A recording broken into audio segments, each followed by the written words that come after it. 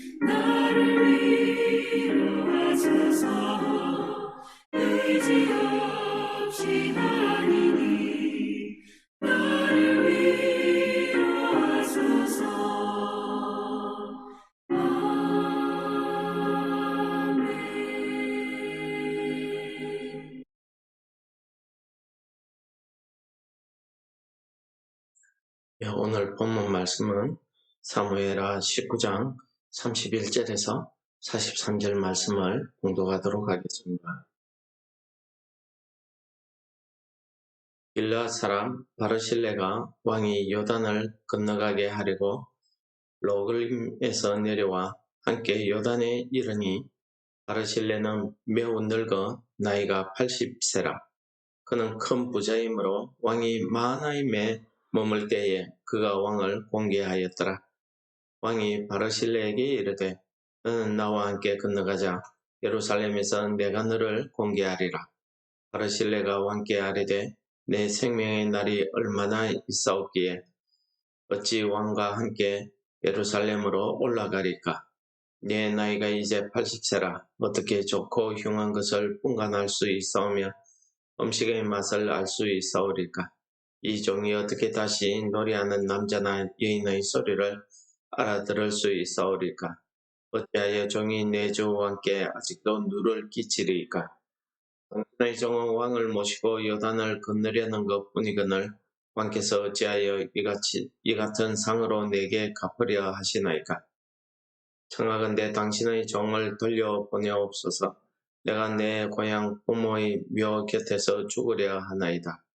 그러나 왕의 종 김함이 여기 있사오니 청하건대 그가 내 주 왕과 함께 건너가게 하시옵고 왕의 처분대로 그에게 베푸소서 하니라.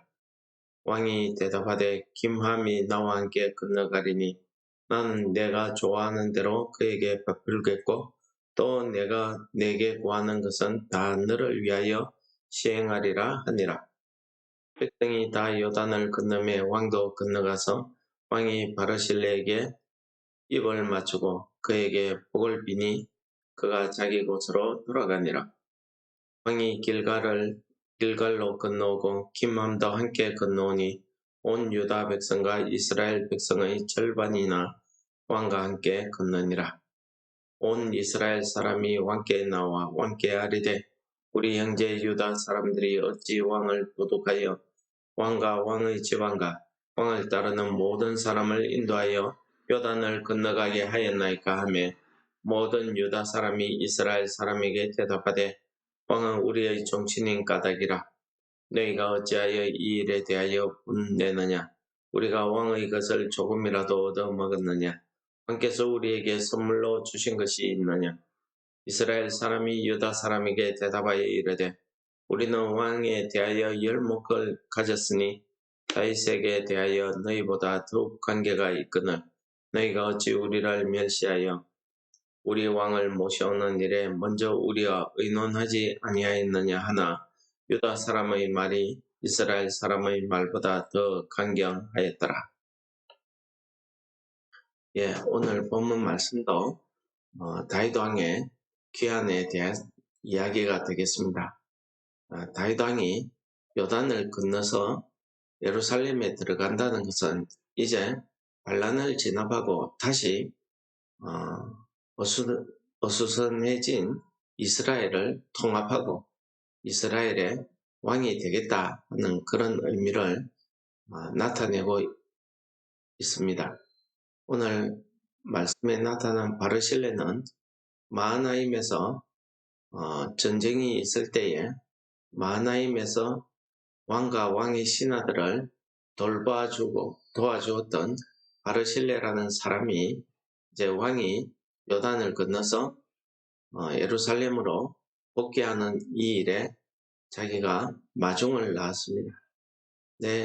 왕이 바르실레에게 입은 은혜가 크기 때문에 은혜를 갖고자 했지만은 바르실레는 그것을 거절합니다.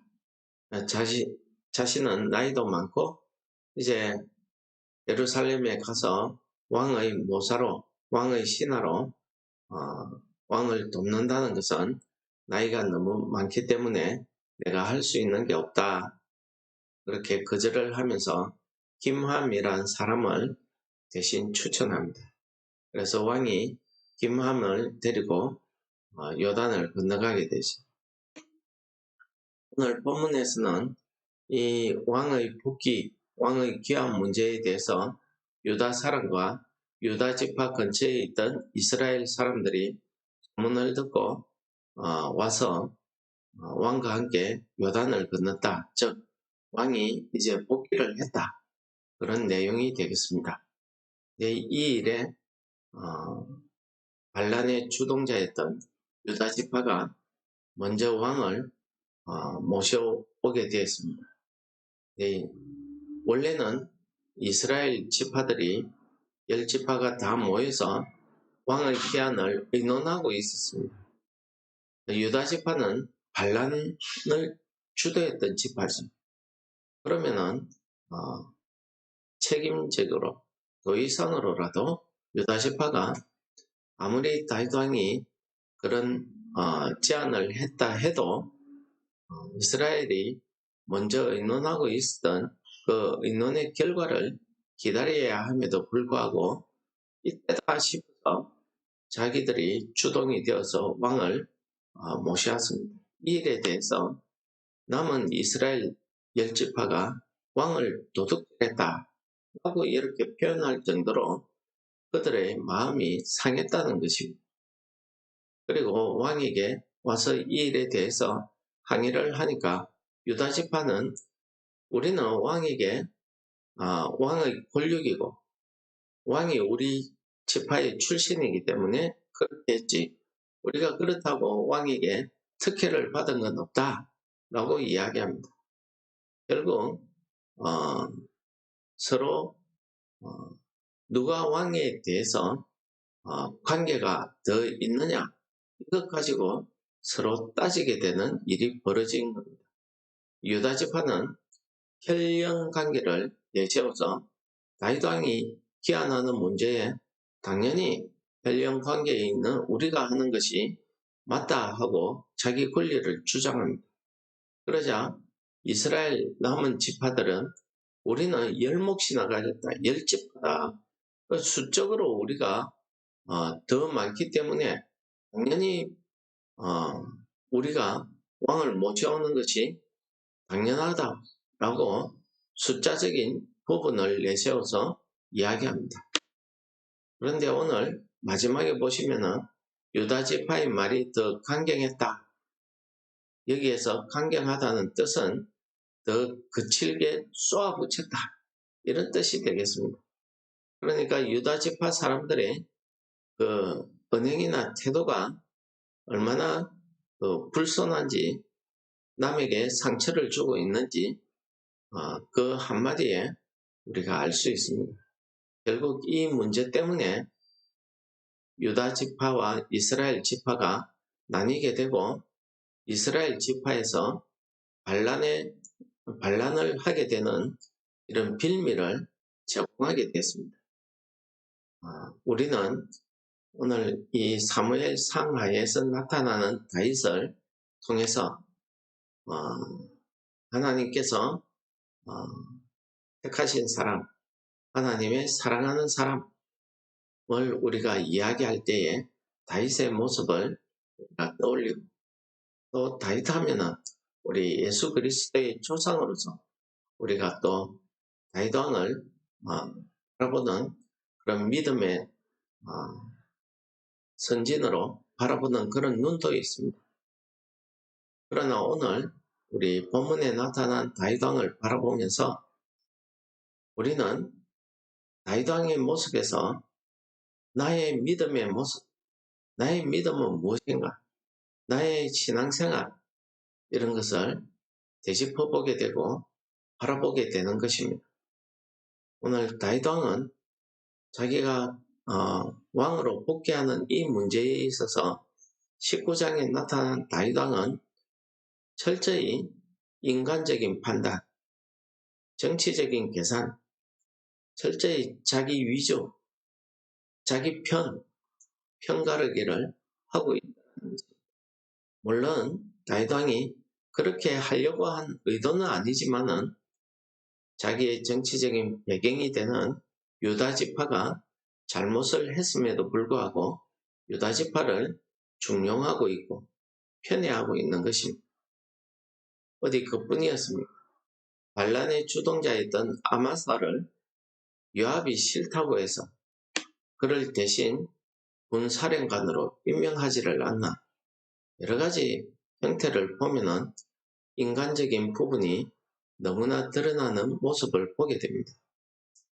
우리도 우리 인생에 중요한 선택의 문제들이 생긴다고 하면은 우리도 다윗처럼 하지 않을 것이다 담할 수 있는 사람이 과연 몇이나 되겠습니까? 다윗 왕에게 있어서 자기가 이 왕으로 다시 복귀하는 문제나 또 온 이스라엘을 하나로 통합하는 문제는 아주 중요한 문제였던 것 같습니다. 우리도 우리 인생에 이러한 중요한 것을 선택해야 되는 순간들이 나타날 수 있습니다. 그러면 그때 우리는 어떻게 믿음으로 행해야 되겠습니까? 다윗 왕은 자기가 하나님 앞에 죄를 범했기 때문에 일어나는 모든 문제에 있어서 그 일에 자기의 죄가 드러나는 이런 것을 깨달아서 그런지 어떤지 모르겠는데, 오늘 다윗 왕의 19장만 놓고 보면은 19장에 나타난 다윗 왕의 모습은 정말 우리가 믿음의 선진으로서 본받을 모습은 아니다 하는 것이 분명한 것 같습니다. 그러나 그 이면에서 이 다윗 왕을 통해서 역사하시는 하나님의 손길을 우리가 볼 수 있어야 된다는 것을 오늘 본문 말씀이 우리에게 가르쳐주고 있습니다. 여러분, 우리가 다윗 왕처럼 비록 믿음을 주장하고 내가 믿음으로 산다고 하지만은 이런 중요한 인생의 기로에 있을 만큼 중요한 문제에 있어서는 우리도 다윗 왕과 별반 다르지 않다는 거죠. 다분히 감정적이기도 하고 다분히 네 편, 내 편을 가르기도 합니다. 누가 내 편이 되어줄지 그것을 바라보고 그것을 찾는 그 모습을 보면은 우리도 다윗 왕과 똑같다라는 것을 고백하지 않을 수 없습니다. 오늘 그렇게 인간적으로 실수하는 이 다윗 왕이었지만은 하나님께서는 결국 이 다윗 왕을 아주 엎드러지지 않도록 하나님께서 붙들고 계시더라는 것을 우리가 어제 살펴보았습니다. 오늘도 마찬가지입니다. 시편 123편에는 성전에 올라가는 노래라는 성경의 시가 기록되고 있습니다. 이 순례자들이 예루살렘을 향해서 가는 그 길은 성전에 올라가는 길이고 하나님을 바라보면서 나아가는 믿음의 길이라 이렇게 말씀드릴 수 있습니다. 그들이 광야길을 걸어서 그 험한 길을 계속 오는 동안에 여러 가지 어려움이 당하게 됩니다.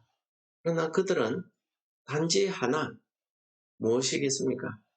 하나님만을 바라보는 그 믿음으로 예루살렘 성전을 향해서 걸어왔다는 것이 우리의 살아가는 인생의 삶도 마찬가지였습니다.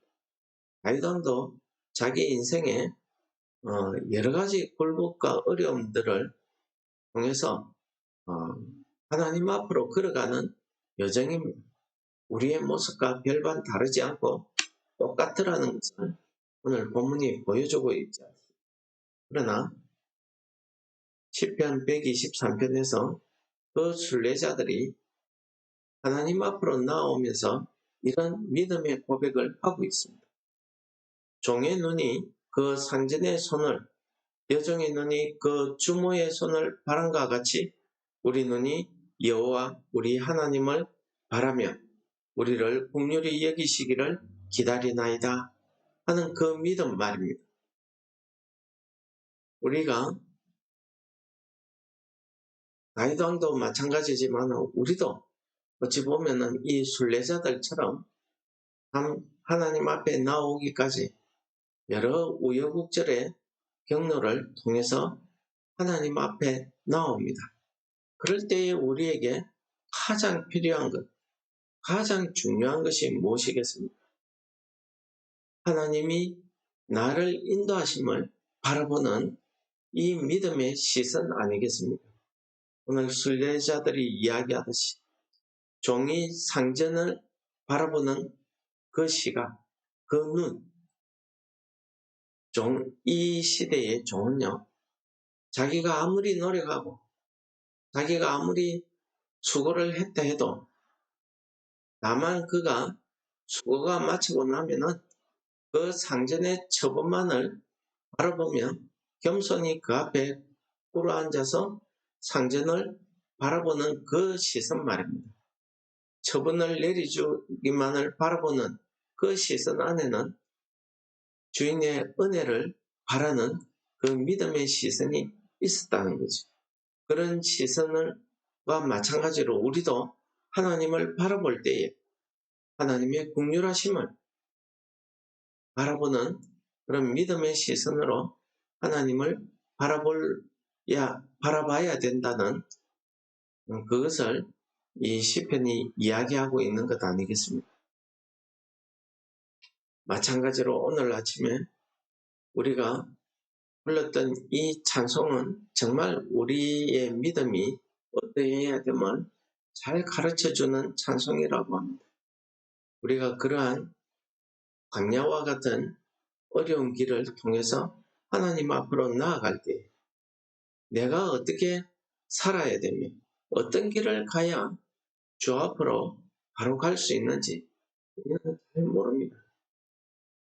어디를 가야 좋을지 우리가 잘 모른다는 것입니다. 그래서 하나님 나를 인도하여 주소서 하는 그 믿음의 고백이 나오는 것입니다. 그 기도가 오늘 아침 우리의 기도가 되시기를 축원합니다. 그래서 우리도 다윗과 같은 이런 어려운 상황에 넘어지기도 하지만은 우리가 하나님의 긍휼하심을 바라보는 그 시선으로 하나님의 인도하심을 받는다고 하면은 우리는 결코 엎드려지지 않을 것이라는 그 확신이 오늘 우리에게 주어지는 것입니다. 나를 인도해 주시기를 바라는 오늘 아침에 이 찬송이 우리의 기도가 되어서 오늘 하루 종일 하나님의 인도하심을 체험하는, 경험하는, 은혜 받는 그런 성도들 다 되시기를 축원합니다. 하나님 아버지 감사합니다. 우리가 이 험한 땅을 살아가면서 우리의 인생을 결정해야 되는 아주 중요한 순간순간들 앞에 설 때에 우리는 어찌할 줄 모르고 우리가 사람의 판단으로, 사람의 시선으로 이 다윗 왕처럼 이렇게 행할 때가 많은 것을 고백합니다. 그러나 그럴지라도 우리가 어디를 가나 주께서 우리를 인도하여 주옵소서. 종이 상전의 눈을 바라보듯이 우리가 여호와 하나님을, 하나님 아버지의 그 국률하심을 바라보는 믿음을 우리에게 허락하셨습니다. 오늘 하루도 하나님 아버지께서 우리를 인도하여 주시는 그 은혜가 우리 가운데 있게 하여 주옵소서. 예수님 이름으로 감사 기도드립니다. 아멘. 하늘에 계신 우리 아버지여, 이름이 거룩히 여김을 받으시오. 나라의 임합시오. 뜻이 하늘에서 이룬 것 같이 땅에서도 이루어집니다. 오늘도 우리에게 일용할 양식을 주옵시고 우리가 우리에게 죄 지은 자를 사하여 준 것 같이 우리 죄를 사하여 주옵시고 우리를 시험에 들게 하지 마옵시고 다만 악에서 구하옵소서. 대개의 나라와 근세와 영광이 아버지께 영원히 있사옵나이다. 아멘.